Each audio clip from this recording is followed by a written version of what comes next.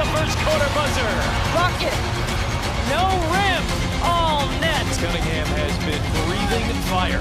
Her energy, her effort as a sister. Sophie's one of the ones that you want to look to for a lot of stuff. Just really proud of her. She works really hard and somebody that we need down the stretch for sure. Say closer, because that's what her new nickname's going to be. Wow. Sophie Cunningham take 8 WNBA records fell in a single game last night, and the referees were doing everything in their power to make sure it never happened, as Toronto came in physical and the whistles were flying Indiana's way, making it look like someone was trying to write a different ending to this story. But nobody told Sophie Cunningham, who caught fire in the second half and buried 4 straight threes, and by the time the dust settled, the Fever had dropped 113 points on the tempo, their highest score ever in a regulation game, while Clark had rewritten the history books again. So show Caitlin and Sophie some love down in the comments by commenting CC and Sophie record breaker. This is where it all starts. Marina Mabrey pushes Lexi Hall. A full push. Clark would have been called for a offensive foul and received a turnover, but not Marina Mabrey multiple times this game. And then how does Lexi Hall get elbowed in the back on a screen and they call a foul on Lexi? Not come in trying to outscore Indiana, but rather to rough them up, slow them down, and let the whistle do the rest of the work. And early on that plan actually had some teeth, as Marina Mabrey set the tone from the jump with her physicality and dirty plays that have always been a challenge for this Fever team, and she played the entire game like she was daring the refs to call something, as at one point she drove into Clark using her forearm and elbow to push through with. No foul called, and later she pushed Sophie Cunningham off her spot, which created a fast break the other way, but the pattern was clear because Mabrey was initiating contact on almost every possession and getting the benefit of the doubt from the officials while she did it, with Lexi Hall catching the worst of it as she got pushed, elbowed in the back on screens with fouls called against her instead, and even had her ponytail flicked into her face during a stoppage, all while Hall laughed it. Gets hit in the face, and then this is just crap. First of all, Marina Mabrey pushes her and then acts like she didn't elbow Lexi Hall. That's obviously on purpose. And Lexi Hall luckily just laughs it off. But look at this. She elbows Lexi Hall out of the way. And Lexi Hall's laughing at her. Come on. I mean, after the 4th time this game. But anyways, we know that she's a dirty player. Often Mabrey kept arguing with officials, showing how physical and strange the whole dynamic got out there. Raven Johnson did not let any of it change her approach, as she brought energy on loose balls, deflections, and getting on the floor every time the Fever needed someone to remind the group that the game was not slipping away. And while Johnson's contributions do not fill up a box score the way 27-point nights do, her energy is what keeps the offense from completely losing its rhythm. It's an art to knowing when that pass makes sense. Sometimes you can make it, and Raven Johnson forces the turnover.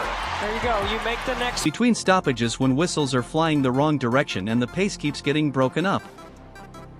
Hall matched that same grit on the other end, and the two of them together absorbed everything Toronto threw at them without getting pulled into the physical back and forth that Mabrey was trying to start, as Coach White noted after the game that Toronto shot only 19 free throws, meaning Indiana's defense held up even through all the contact, and the Fever led for roughly 80% of the game despite everything, with the person most responsible for making sure that lead never disappeared coming off.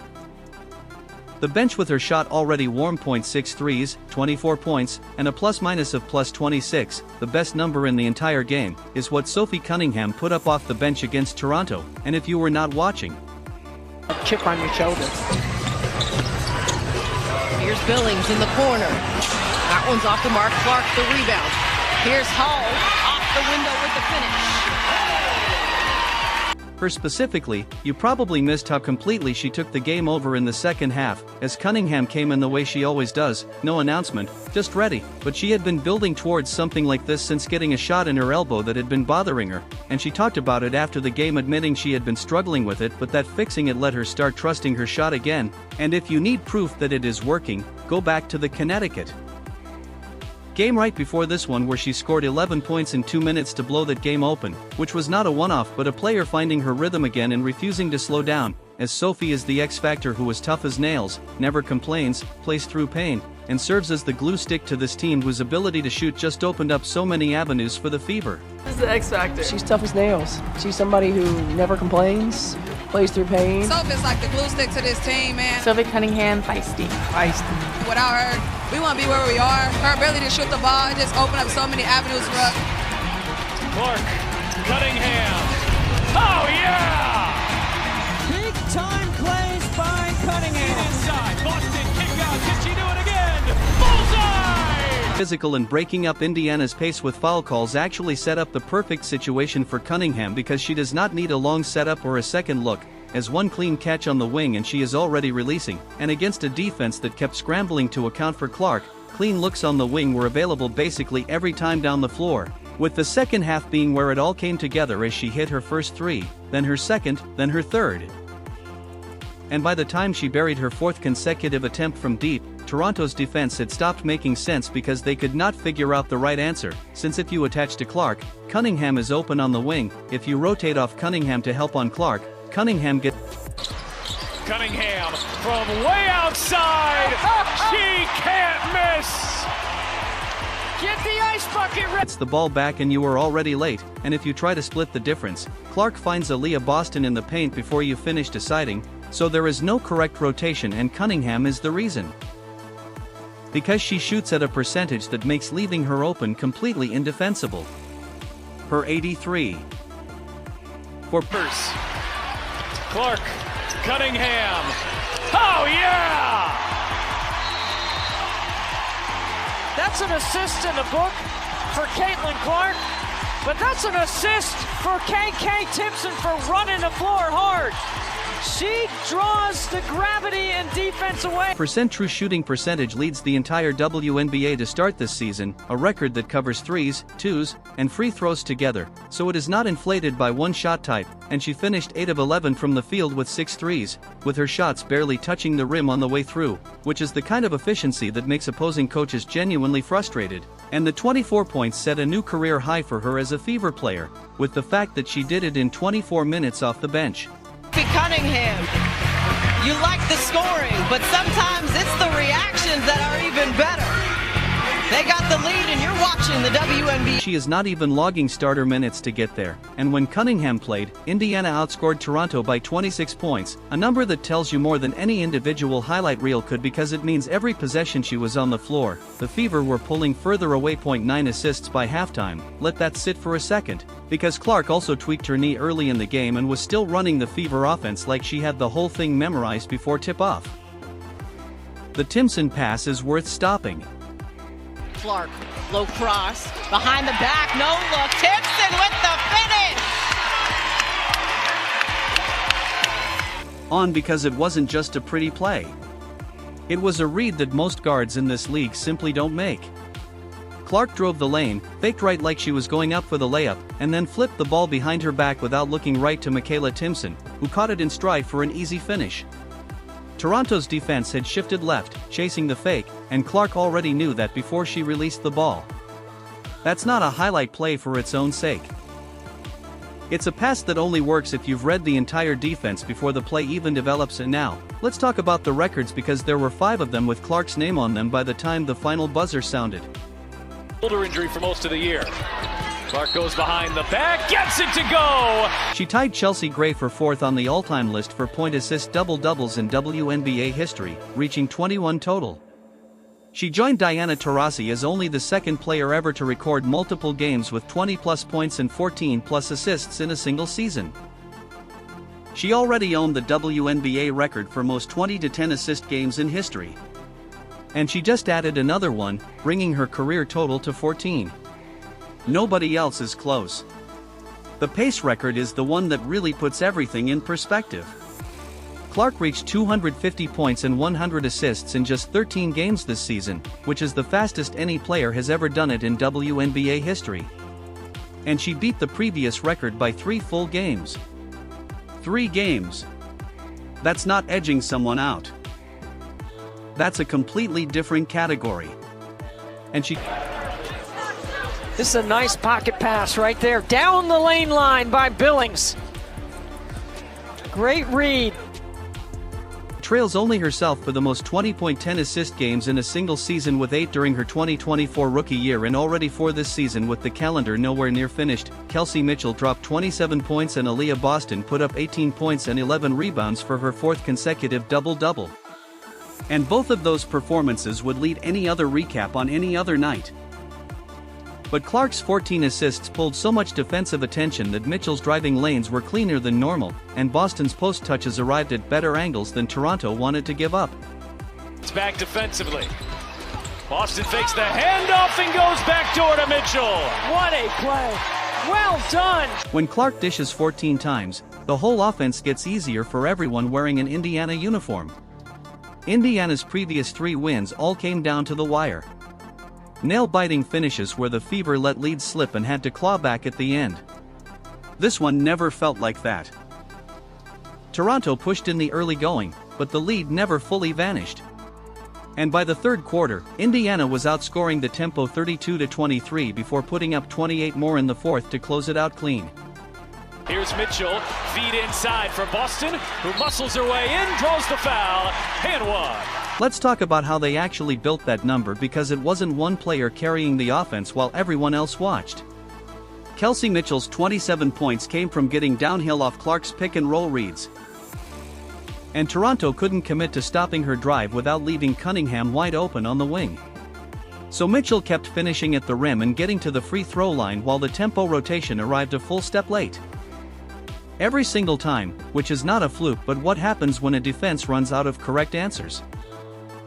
Aaliyah Boston's 18 points and 11 rebounds were quiet in the way that interior work usually is, meaning she was not splashing threes or throwing highlight passes but cleaning the glass and catching the ball in the right spots at the right moments, and with her 4th consecutive double-double now, this is not a hot night but a consistent pattern, with the reason she keeps finding those spots being that Clark's drives force the defense to collapse, which leaves Boston as the first open option.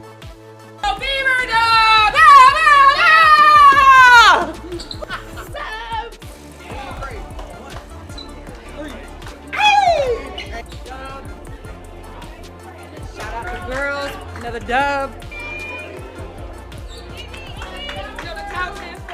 Dub City! That's a dub. We love it. Sophie for president.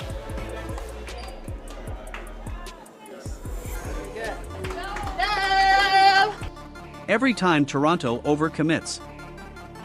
Toronto got thinner as the game went on, with Sykes already out and Alaman limited, so their guard rotation was running on fumes by the fourth quarter, and Indiana's ball movement started finding every gap their defense left open, as quick reversals from one side of the floor to the other forced Toronto's guards to chase shooters they physically could not keep up with at that point in the game, and the lead went from manageable to completely finished in about 6 minutes. The Fever pushed past 100 with time still on the clock, then past 110, and when the final buzzer sounded, Indiana finished with 113 points in regulation, a franchise record, as in the entire history of the Indiana Fever they had never scored 113 points in a game without overtime, and they got there against a physical team that came in with a defensive game plan and referee help in the first half. Johnson, cross court, is there time for this? Yes, there is! Sophie Cunningham, pick it up right where she left off with a 3-ball to beat the first quarter buzzer. Offense runs on pace and spacing, and 113 points in regulation is not a ceiling this group occasionally bumps into, but what happens when the ball moves fast and every player on the floor shoots at a percentage that defenses have to respect, with the 22-point final margin telling you Toronto ran out of answers well before the buzzer, and 8 records in a franchise scoring night tend to make for an interesting locker room. So what came out of that post-game press conference was worth paying attention to. Coach Stephanie White walked into the post-game press conference after a franchise record 113-point night and opened by talking about turnovers, not the 8 records or the blowout win, which tells you exactly where this program's standards are right now. And while White did credit Clark's pace and her ability to create for others, she was direct about what still needs work, noting that their pace is better but will be better when they are better defensively and limit fouls and free throw. Oh, what a night for Sophie Cunningham. 6 of 7 for 24 points. Sophie, just describe what this place feels like when you're knocking down those type of things. And you know, we have to just protect home court, and tonight was my night. It was a lot of people's nights. I think we had great pace. We picked up defensively, which was really nice. And when we set those high jacks for C, it just opens the court for everybody. So I'm just proud of our whole team. I think we really dialed in tonight. Total control of the second half. We haven't seen much of that this season. What did it take for this team to hold that lead? Opportunities, and she also talked about ball movement specifically, noting that the staff tracks paint touches and ball reversals because it is always better when they get a ball reversal and a paint touch. Some people watching the press conference felt she deliberately avoided praising Clark's 14-assist performance, which says something about how high White has set the bar for what a good game actually looks like for this group. Clark's media availability went in a completely different direction, as she had been wearing friendship bracelets with the date October 1, 2026 printed on them before the game, and reporters immediately jumped on it, with Clark confirming she has a specific date in mind for the debut of her Nike signature shoe but keeping the details quiet, and what she did share was genuinely worth listening to, as she said that for herself to be able to have a signature shoe and for young boys and young girls to hopefully want to wear it and be able to put it on and dream. You do not have to be a basketball player but dream to achieve whatever you want. A 21-point thing about how high White has set the bar for what a good game actually looks like for this group. And then with Caitlin, she didn't shoot that great tonight, but what did you think of the overall floor game and her ability to still affect the game positively with 14 assists and just setting the table? I thought it was really good. She did a great job of finding her teammates. Again, her pace. You can tell she's got her burst back. She does a good job of forcing the action in the ball screen and really creates 2-on-1 opportunities. And so then she does a good job. I thought tonight, the way she got the ball out on time was really good, and it set her team. 14-assist night combined with a Nike shoe launch building toward a specific date created a media cycle that ran well past the final score. Cunningham's post-game reaction matched her personality perfectly, as she credited the elbow PRP shot she had received for letting her trust her release again, explaining that she had been struggling with her elbow but got it fixed and now is starting to trust her shot a little bit, and then she immediately pivoted to the team, adding that Indiana is just starting to catch a little bit of rhythm, with no big celebration or extended takes on her own hot streak, just a player who fought back from injury and expects herself to shoot like this. The player of the week conversation started before the locker room even cleared out, with a 4-game win streak, 14 assists, 5 records in one night, and Clark's assist totals now impossible to ignore for anyone tracking the MVP race, as she is not just leading the league in assists but lapping it, and the voters who have been slow to engage with that argument are running out of reasons to wait. The defense into offense, but this is the most points you guys have ever scored in a non-overtime game. What did you feel offensively was working so well today? Our defense. I think our pace was key tonight. Defensively, there was great communication. We followed our scout, and when we didn't, we had great communication of how to get it back. And so I really do think we kept them one and done for the most part, and we got to run in transition. And so I think when Kelsey's getting the ball, when CAB is getting the ball, it opens up for everyone else, and hopefully we can continue. 8 records in one game, a 22-point blowout, and a franchise scoring record that held for the entire history of the Fever until last night, as Clark is on pace to rewrite the assist records before this season is done, and people who have been slow on the MVP conversation are running out of reasons to wait because she is literally lapping the field on 20-point, 10-assist games, while some observers say she is doing it handcuffed in Stephanie White's offense.